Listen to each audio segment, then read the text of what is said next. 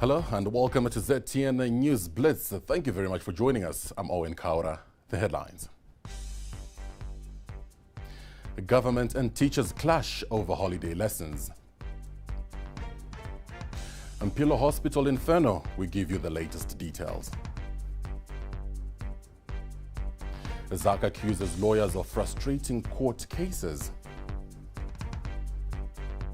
And in sport, will Dimbare find the goals? But first, Zimbabwe's Ministry of Primary and Secondary Education has banned in-person holiday lessons for the first-term holidays. The schools closed for the first-term holiday on Friday, 4 June. In a circular on Wednesday, the ministry said the ban was in view of the COVID-19 pandemic and to allow for containment measures to be put in place. The Education Ministry further said schools should adopt hybrid alternative teaching strategies, including the use of technology to conduct lessons during the holiday. Spokesperson of the Ministry of Primary and Secondary Education, Taongana Ndoro, confirmed the development to ZTN. Most of our teachers have already caught up with the students, and they're working flat out right now. They've been working overtime, and very noble profession.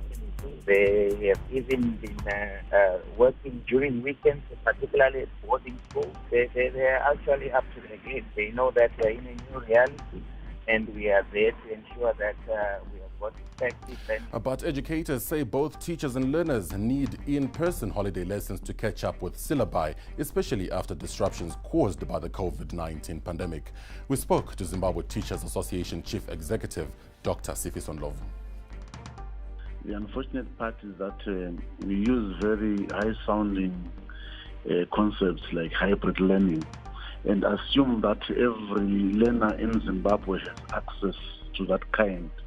And at the same time, we assume that the educators are ready and they have been inducted, and not only inducted, but also resourced to learning or distance education. So what we are merely doing there is a scapegoating strategy, which simply pushes away the education or defers the education of learners. Once again, we will have our learners who will not have adequate preparation for their examination. We'll have teachers who are unable to complete. Health specialists, however, insist that schools are COVID-19 super spreaders and government should consider closing them before the situation worsens. Mpilo Hospital Acting CEO, Professor Soloyan Ngwenya, speaks. And I've always advised government to consider closing down schools early because schools are really going to be super spreaders. But now what will happen is if we leave the schools to super spread, when we close them, the children will go home and carry a lot of infections. So I think that that's where we are missing it, the complacency and also allowing super spreader events to go on. And still in Bulawayo, property worth $500,000 United States dollars was destroyed on Wednesday night when a fire broke out at the staff residence at Mpilo Central Hospital in Zimbabwe's second largest city. There were no casualties, but 2 health workers sustained minor injuries while escaping the inferno. 39 health workers and their families have been left homeless as a result of the fire, whose cause is yet to be established. Authorities at the health institution suspect an electrical fault to have caused the blaze. Our correspondent, Nyasha Chawatama, spoke to Mpilo Central Hospital Acting Chief Executive Officer, Professor Soloyan Ngwenya. Last year, we already found the fire brigade tackling quite a terrible inferno. And there are 39 people live here, health workers, doctors, lab technicians, and so forth. Some of them had jumped off the windows and salvaged a few properties, and we established that there was no one left inside the building. But since we have learned that one doctor broke his ankle and one person inhaled some fumes from it, but he's stable, there's no serious casualties. We are very lucky that we didn't lose any lives. As you can see, the extent of the damage is quite massive, and we're all in shock about this sad development. Now, Dr. Munashim Dumiso, one of the health workers affected by the fire, narrates how the fire broke out. So we're watching soccer, and then all of a sudden we noticed some smoke on the ceiling. So we thought maybe it was something burning inside the house. But then when we opened the door, that's when we heard this sound, and then we also saw some flames in the corridor. It was also coming up from the ceiling. So that's when we went to check. So I actually ran, and I went and I saw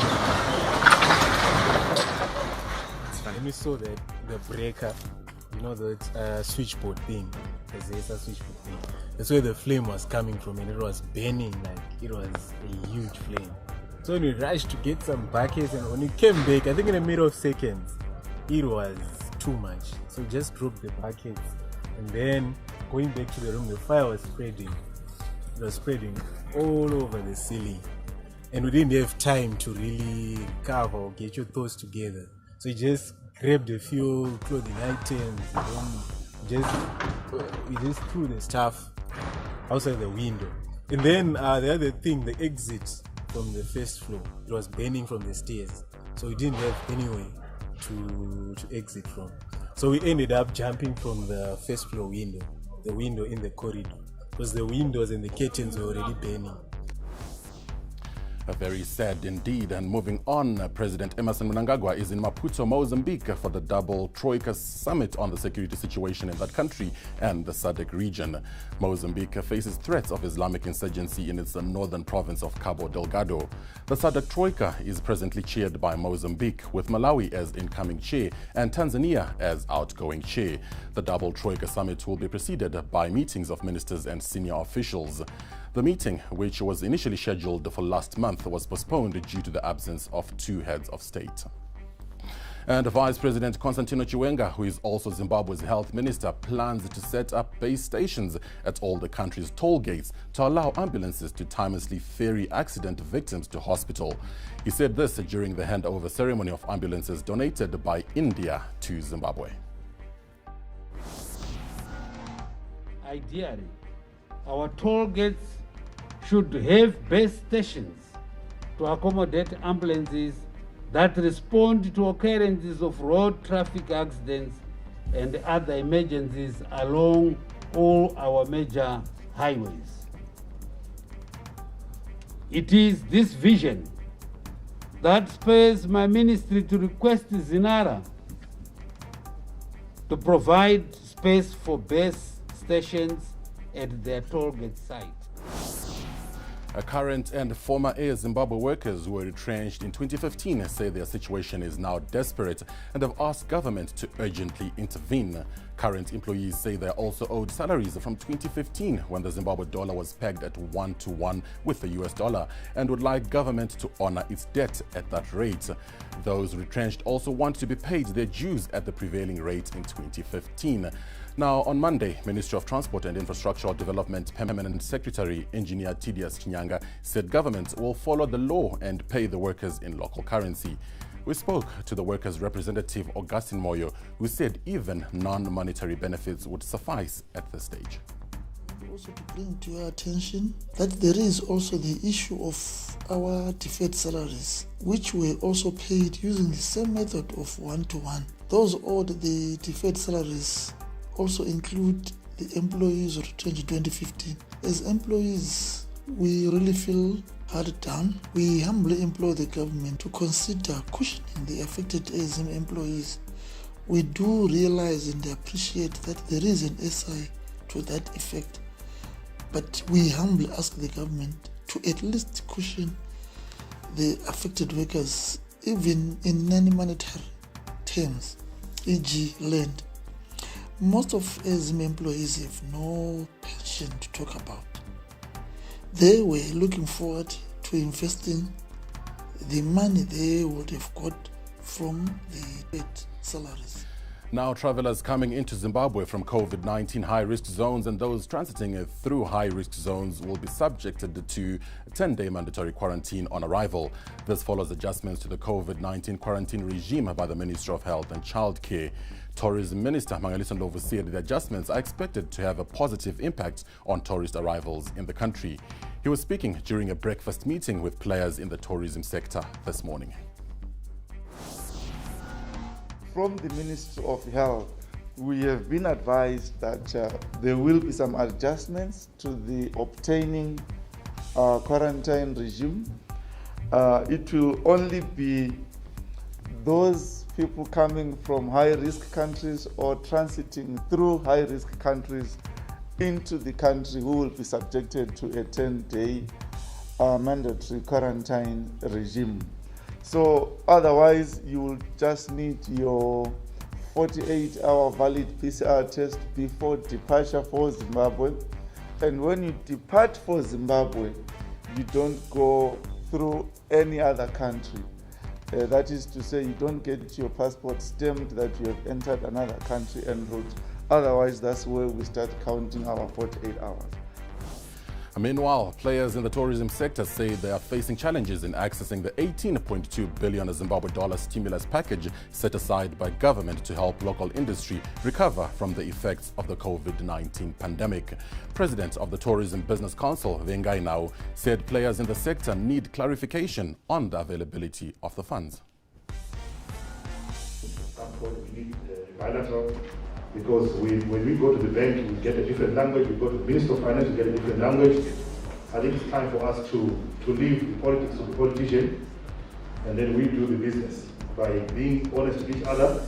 Where we don't have the money, let's be honest and say the money is not there. But let's not keep throwing the lives at each other. That will not check us anyway.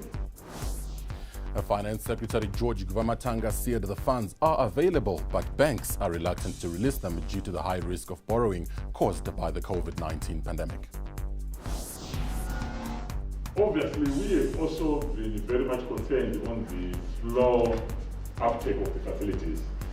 And we have been engaging the banks, who have been also clearly noted the current volatility of the industry is forced by the pandemic to say what is the ability of the industry to pay.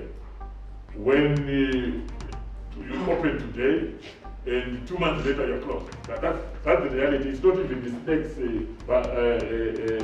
list now. There are no live snakes at all. It's simply business. Now, cases of disability have in the past been hidden from the public eye as many assumed it was a sign of bad luck. Efforts by the government and partners have assisted in demystifying these and other misconceptions. Mashonaland Central has recorded successes on issues of documentation, education and health care experienced by parents and caregivers of children with disabilities. As the 3-year program by Development Aid from People to People and Leonard Cheshire Disability Zimbabwe concludes in December, the province has witnessed a shift of attitude on disability issues. The program was funded by the European Union and implemented in 3 districts, Bindura, Shamva and Rushinga. Now, one of the beneficiaries, Danger Paul, spoke to ZTN.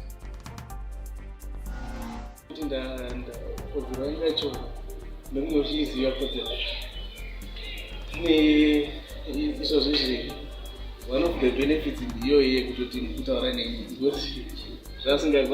just before this program. And Development Aid from People to People Project Officer Asnatha Guranai spoke to ZTN's Mashonaland Central correspondent Fungai Lupande.